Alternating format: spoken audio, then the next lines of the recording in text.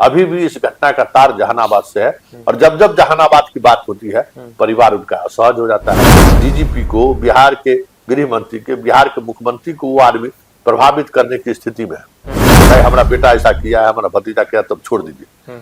तो सीबीआई को मैनेज नहीं कर लेगा, सबको मैनेज कर सबको मैनेज कर सकता है। अरुणा का मामला हो, चाहे मुजफ्फरपुर बालिका गृह का मामला हो, चाहे गौतम सुल्फी का मामला हो, चाहे बॉबी हत्याकांड, नीट मामले में तो सबसे बेहतरीन अनुसंधान बिहार पुलिस का रहा है। रांची से जिसकी गिरफ्तारी की सीबीआई, उससे आगे तो नहीं बढ़ पाई। बिहार पुलिस का अनुसंधान जहां पे आके खत्म हो गया था, जिस दिन सीबीआई उसको टेक ओवर की, उससे कोई ज्यादा किसी केस में उन्होंने कोई उलट, और खास करके उलट कोई परिणाम सामने आज तक नहीं। और उस असहजता को हमें लगता है कि सरकार झेल नहीं पाई।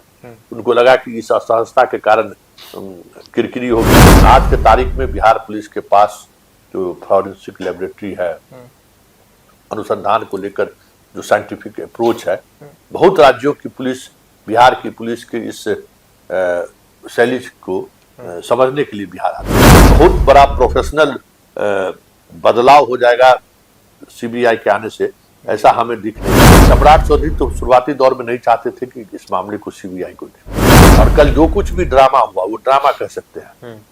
बाहर आकर उन्होंने जो कुछ भी किया, उसके बाद सरकार के पास सीबीआई जांच के अलावा कोई विकल्प नहीं बना। गृह मंत्री ही परिजन से मिलने की बात कहा कि भाई परिजन को मिलकर बताइए, उनको एविडेंस दीजिए कि क्या साक्ष्य। जिस बात पर वो डिनाई करते रहे, हर एक बात का एविडेंस के साथ वो चीजें उन्होंने पब्लिक डोमेन में लाकर रख दिया। ये फर्स्ट से उन्होंने कहा कि कोई कोचिंग वाले के यहाँ से हमें फोन नहीं आया, जबकि वो हॉस्टल वाले से फोन नहीं आया। कपड़ा हमें नहीं दिया, नहीं मिला। हाँ, क्या कहते हैं, डायरी को लेकर इनकार किया, हुआ। सब बातें जब सामने आई, जब एविडेंस सामने आया, थोड़ा परिवार असहज हो गया। एक हाई प्रोफाइल मामला बनाने की कोशिश तो हुई, और सोशल मीडिया भी कुछ इस तरीके से खबरें चलाई कि ये थोड़ा सरकार के आमतौर पे आरोप लग रहे थे परिजन तरफ से, चाहे वो हॉस्टल को लेकर हो या फिर डॉक्टर अस्पताल को लेकर हो। ये खबर कहाँ से चल रही है, किसके हवाले से चल रही है, कहना मुश्किल है। कि सीसीटीवी फुटेज नहीं है, गायब हो गया। जबकि भाई एविडेंस मिल गया रहता तो अगर वो पहचान नहीं हुआ तो फोटो जारी करके पकड़ के ले जाता वो लोग। सीबीआई की जांच जब तक वो ग्रहण नहीं करता है, तब तक इस मामले की जांच बिहार पुलिस करती रहेगी। परिजन का था कि इस मामले को पटना पहुंचाए, पुलिस एसआईटी का था कि ये मामला जहानाबाद से जुड़ा हुआ है। अगर कोई इतना बड़ा हाई प्रोफाइल आदमी है जहां तक पुलिस नहीं पहुंच सकती है, तो सीबीआई कोनो विदेश की पुलिस है। नमस्कार। बिहार की बेटी निर्भया को न्याय कब मिलेगा? आखिर ऐसा क्या हुआ कि तकरीबन लंबे वक्त तक बिहार पुलिस एसआईटी जांच करती रही और अंत में सरकार यह फैसला लेती है कि निर्भया कांड की जांच जो है वो सीबीआई करेगी। सवाल है कि क्या बिहार पुलिस, सम्राट चौधरी की पुलिस सक्षम नहीं है, वो जांच नहीं कर पा रही, इसलिए सीबीआई को ये पूरा मामला जो है वो सौंपने की तैयारी की जा रही है। और ऐसे कई सवाल है, जो सवाल राजनीतिक तौर पर, सामाजिक तौर पर खड़े हो रहे हैं, और जो एक परसेप्शन है, जो भरोसा है बिहार पुलिस को लेकर, सुशासन को लेकर, उस भरोसे को लेकर भी कई दफा सवाल उठ जा रहा है। मेरे साथ वरिष्ठ पत्रकार संतोष सर है। लगातार आप इस खबर को कवर भी कर रहे हैं, और वो तमाम बातें, जिन बातों की चर्चा आपने कई वीडियो में कही, वो उन तमाम बातों पर कहीं ना कहीं मुहर भी लगी है। सवाल है कि आखिर क्यों इतने लंबे वक्त तक एसआईटी ने जांच की, पुलिस जांच की, अंत में फैसला लिया गया कि भाई सीबीआई जांच करेगी। क्या पुलिस सक्षम नहीं है? नहीं, देखिए, पुलिस के सक्षम होने का सवाल नहीं है। पुलिस इससे भी मतलब जो एकदम ब्लाइंड केस रहा है बिहार पुलिस, उस केस को भी उद्भेदन किया है।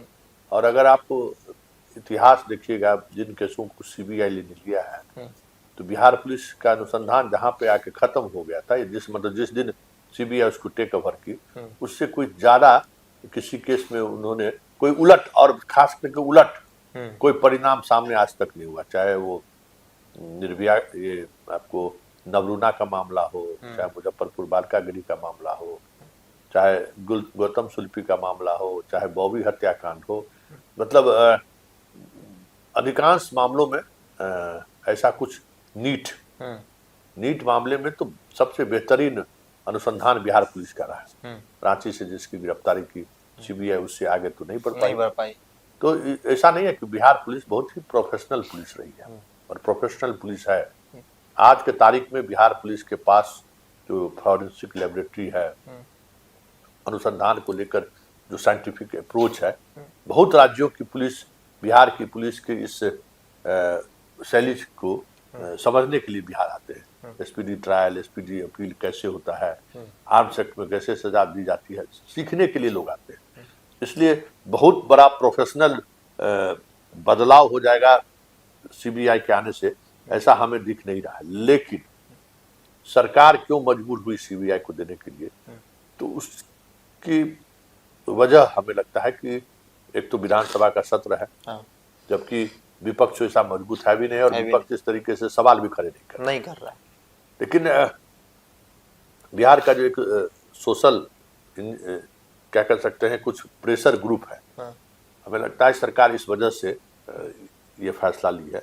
नहीं तो अनुसंधान जहां तक पहुंच चुकी है, साफ अनुसंधान के तमाम ऐसे एविडेंस कह रहे हैं कि भाई सुसाइड की है।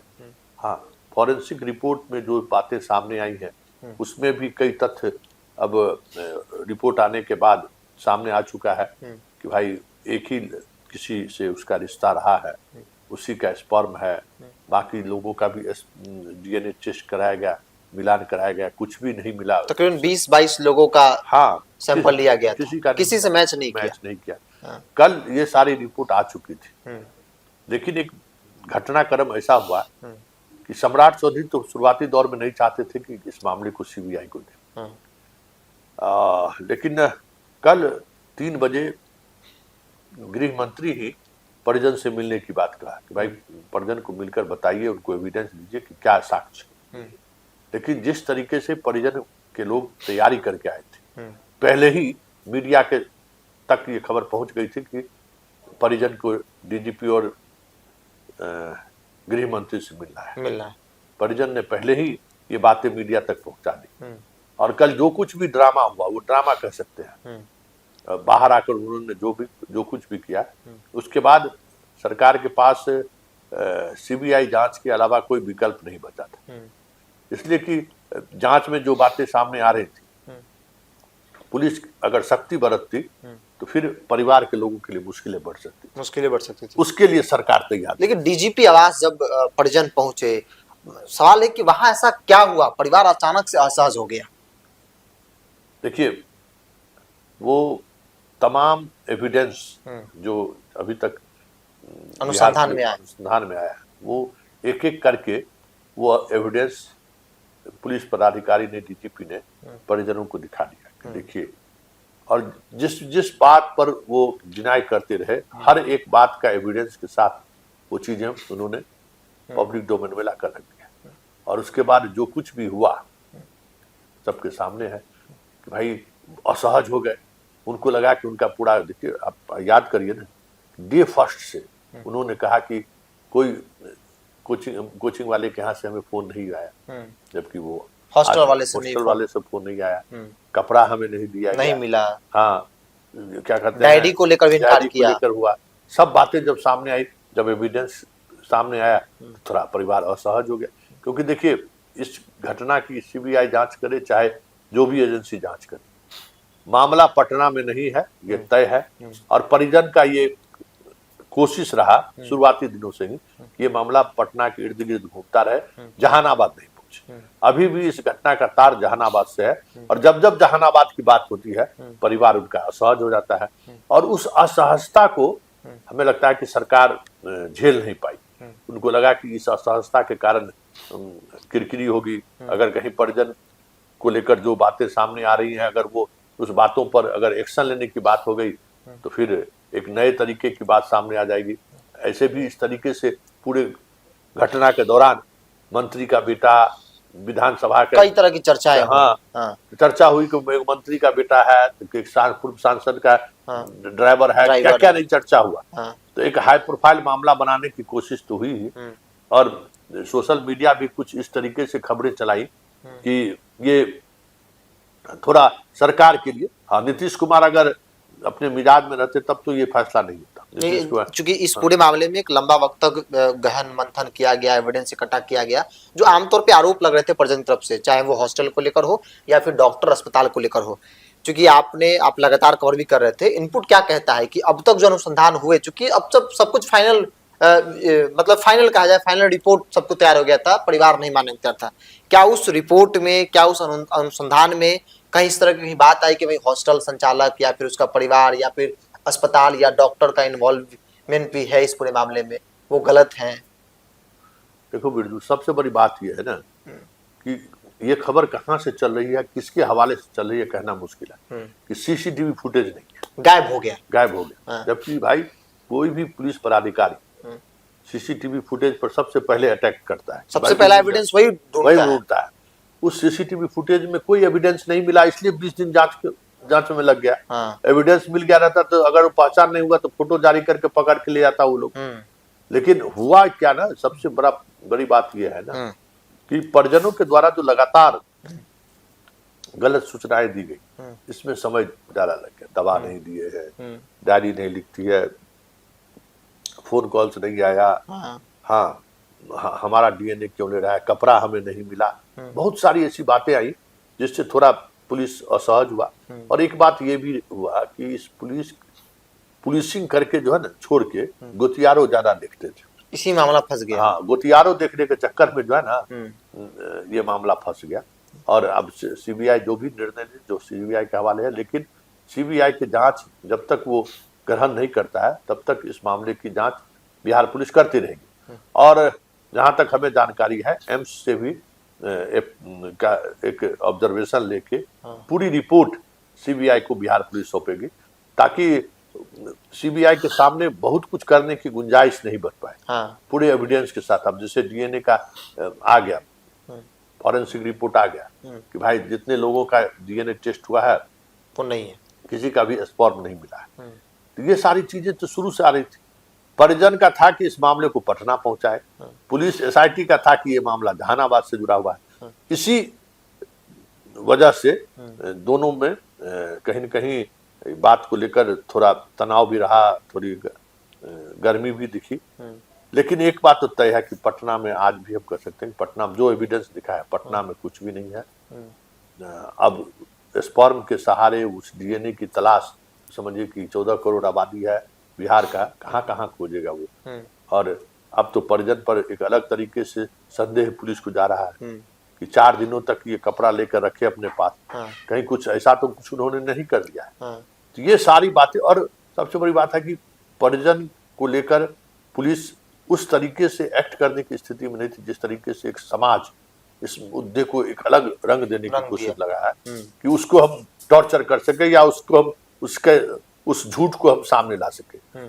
यही वजह रही कि अंततः है कि चलो भाई जो होगा अपना सीबीआई को दे दिया जाए, सीबीआई अपना जांच करता रहेगा। अब न विधानसभा में कोई सवाल खड़ा करेगा, न कोई सरकार से सवाल करेगी, तो भाई क्यों ऐसा, अभी तक जांच में क्या आया है, मतलब जिम्मेवारी से भी मुक्त हो गए। और जो चीजें आनी है जिसके खिलाफ जाएगी वो उसका। अरे सबसे बड़ी बात है बुद्धू, अगर कोई इतना बड़ा हाई प्रोफाइल आदमी है जहां तक पुलिस नहीं पहुंच सकती है, तो सीबीआई कोनो विदेश की पुलिस है।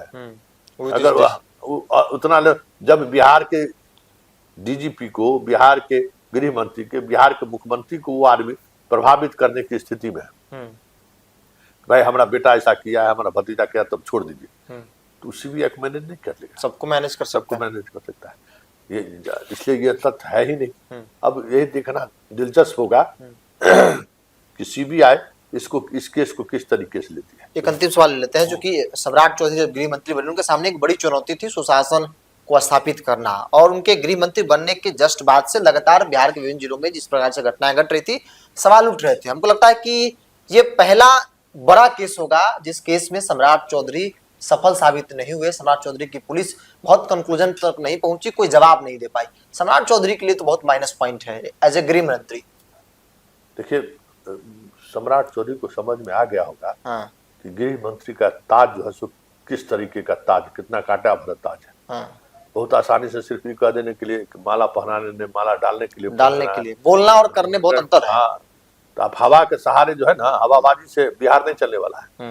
बिहार में आप बताइए, एक छोटा सा दबाव, कोई बहुत बड़ा दबाव तो था नहीं, एक छोटा सा सोशल मीडिया पर एक दबाव बनाया जा रहा था। कहा देखे नहीं, गो से आएंगे इतना आदमी पटना में भर देगा, मुश्किल से 2 आदमी भी नहीं आ सका। हाँ। तो ये सच है। इस तरीके के आंदोलन में याद करिए कि पहले महिला संगठन सड़क पर उतरी, लेकिन महिला संगठन को जैसे ही ये बातें खबर आई कि नहीं इसमें कुछ मामला में झोल डाला, कोई संगठन उसके बाद नहीं सड़क पर आई। कल लड़कियों को लाने की कोशिश हुई, लेकिन वो तेवर नहीं दिखा, तो नहीं दिखा। तो ये सारा चीज ऐसा लग रहा था कि कुछ न कुछ ऐसी ताकतें हैं जो गृह मंत्री की कुर्सी को भी अस्थिर करना चाहता है, बिहार की राजनीति को भी अस्थिर करना चाहता है। इसलिए सरकार जो है सो दे दिया आप सीबीआई को, अपना सीबीआई देखते रहे। चलिए, सीबीआई को दे दिया गया, लेकिन पुलिस जिस प्रकार से जांच की, जैसा कि सर ने बताया कि एक बेहतर पुलिस बिहार की पुलिस है, और इस बिहार की पुलिस से बाकी राज्यों की पुलिस के जो लोग हैं, अधिकारी हैं, वो सीखते हैं। इनके जांच और एसआईटी तमाम जो इनके काम है, तौर तरीके हैं, उनसे लोग सीखते हैं। और इस पूरे मामले में भी, निर्भया कांड मामले में भी पुलिस ने बहुत तरीके से जांच किया, लेकिन परिजन कोऑपरेट करने को तैयार नहीं है। और एक जो माहौल बना, उससे कोई आरोप न गृह मंत्री पर लग जाए, कोई गंभीर आरोप, और राजनीतिक तौर पर कोई अस्थिरता वाली माहौल न बन जाए, इन तमाम चीजों से बचने के लिए सरकार ने एक बीच का रास्ता निकाला और इस पूरे मामले को सीबीआई को सौंप दिया। अब देखना होगा कि भाई सीबीआई इस पूरे मामले में क्या करती है और किस प्रकार से करती है। सीबीआई कंक्लूजन तक पहुंचती है, लोगों के सामने एविडेंस के तौर पर चीजें सार्वजनिक करती है, या फिर यूं ही यह मामला चलता रहेगा जैसे बाकी मामलों में सीबीआई काम करती रही है। बहरहाल इस पूरी रिपोर्ट में इतना ही। आप अपनी राय को कमेंट्स बॉक्स में रखें। बहुत बहुत धन्यवाद।